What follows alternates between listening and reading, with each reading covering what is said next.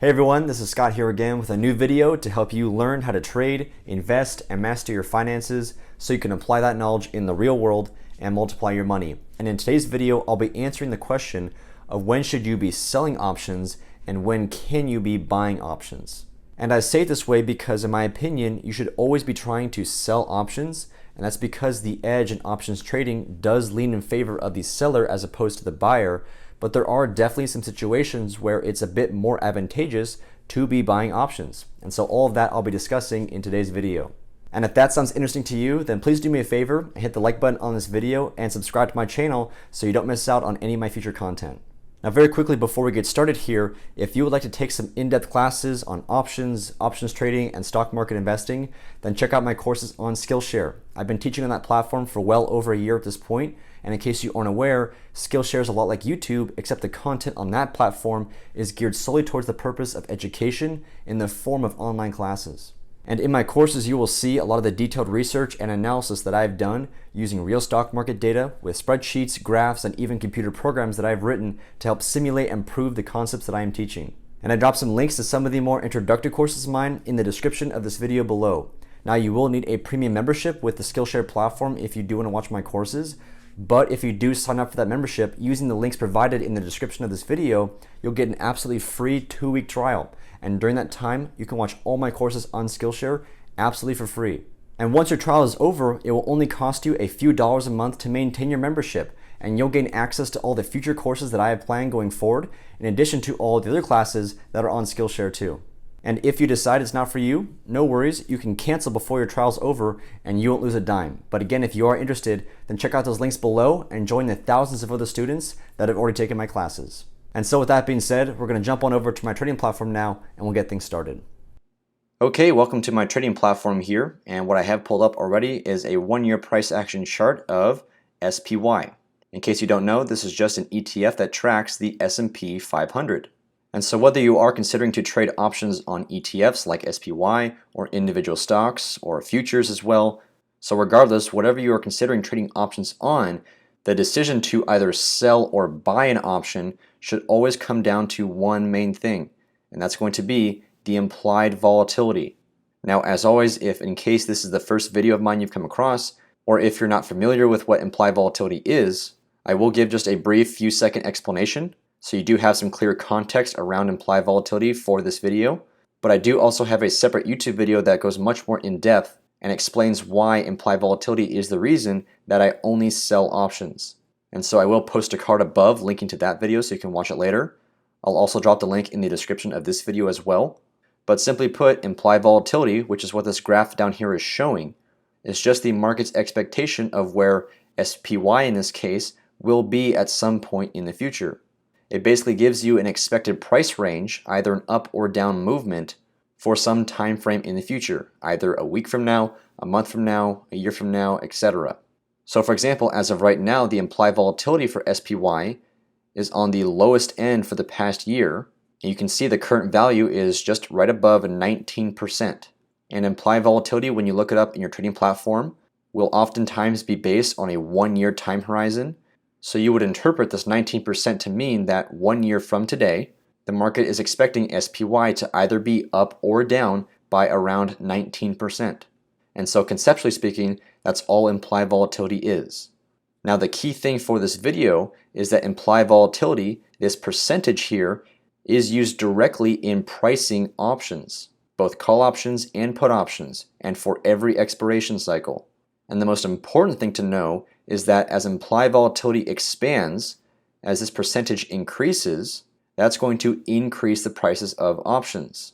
And then conversely, as implied volatility contracts and goes back down lower, that's going to decrease the prices of options. And so if you take a second to just analyze this chart down here, you will notice that every time implied volatility gets down to a very low level, you can see it right here, again right around here in this zone, down here again, and again over here, so on and so forth. Every time implied volatility gets down to very, very low levels, you will often find that soon thereafter, it will start to expand again. And that's because implied volatility is mean reverting, which means that implied volatility likes to stay around long-term averages. And so if you were to analyze the implied volatility for the S&P 500 over many past decades, you would find that the average implied volatility level is somewhere around 16 to 18% or so. Now that being said, the implied volatility for this past year has been a bit extraordinary in the sense that for the past year, the implied volatility for the S&P 500 has been well above the long-term averages. Even at the lowest end right now, with the implied volatility being 19%, that's still above the very long-term average of around 16 to 18%. And so this extended elevation of implied volatility over this past year is because of the coronavirus pandemic. And so I would expect that as time continues to move forward, and as the pandemic becomes more and more in the past, you will see the implied volatility for the S&P 500 creep back down to that long-term average. But even if we just focus on this past year, you could say the average implied volatility for SPY is probably somewhere around this level or so, maybe around 25%. And so if you look at this horizontal line right here that I've drawn, you'll notice that as implied volatility does get too far below this line, it does expand back up towards it. And then conversely, as implied volatility gets too high above this line, it will come back down. So like I said, implied volatility often stays right around longer term averages. It's not like a stock price where, generally speaking, over a long period of time, stock prices do just continually march higher. That's definitely not the case with implied volatility. You will never see implied volatility just marching higher in perpetuity. It will come back down. And so all of this context is really just to say that when the implied volatility does get to very low levels, that means the options on SPY currently are very cheap. And is that going to be more advantageous for the buyer or the seller? As a seller, would you want to sell your product for a very cheap, low price? Probably not. As a buyer, would you want to buy something for a very cheap price? Absolutely. Moreover, as I just showed you, when implied volatility does get to very low levels like this, you can expect that pretty soon, most likely, implied volatility will expand again. And what is that going to do to option prices? It's going to increase their prices. And that's going to be very beneficial for the option buyer, right? Whenever you buy something, you want the price to increase from where you bought it. So if you bought an option at a very cheap price, let's say right here, when implied volatility was low, and then you saw a significant spike in implied volatility, and especially in a very short period of time, that will cause the price of the option you bought to increase significantly. And at least during this time, and I would also say that most of the time when implied volatility does expand like this, the market usually does sell off. And that's because implied volatility is also a measure of fear in the market. And generally speaking, when people get scared, they usually sell off their assets. That's why the market goes down. So if you had bought a put option on SPY, let's say at around this point here, right when SPY was getting a bit overextended to the upside, and also when implied volatility was extremely low, then with the huge down move you saw thereafter, combined with the huge expansion in implied volatility, that put option would have been a very profitable trade. And this also applies to debit spreads as well. If buying a single naked put option on SPY was too expensive, even at a pretty discounted price, well then you could just buy a put debit spread. And in case you are not aware of what that strategy is, I do have a separate YouTube video that takes a deep dive into the put debit spread. I'll also post a card above linking to that one. But point being, bottom line here is, even though the majority of the time I would definitely recommend trying to sell options, especially when implied volatility is high, sometimes there will just be periods where the implied volatility across the market is just very low. And it will become very difficult to find individual stocks that are exhibiting high implied volatility and would therefore be good option selling opportunities. And I would say we are in one of those kinds of situations right now. I definitely have a lot fewer trades on than usual, simply because I cannot find enough trades that meet my option selling criteria. So as a way to still stay engaged with the market during these periods of low implied volatility, then putting on a few positions where you're actually buying options may not be a bad idea.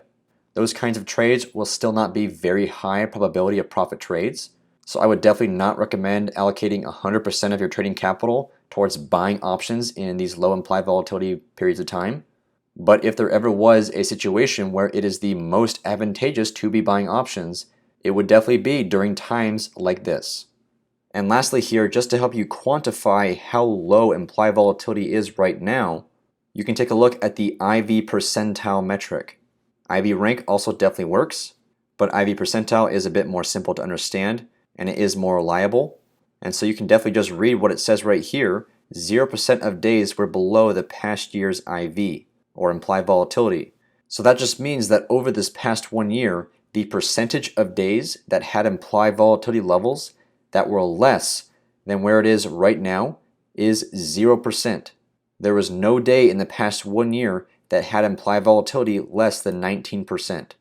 It also is pretty easy to tell that just by looking at this chart. You can definitely analyze implied volatility charts in a visual way.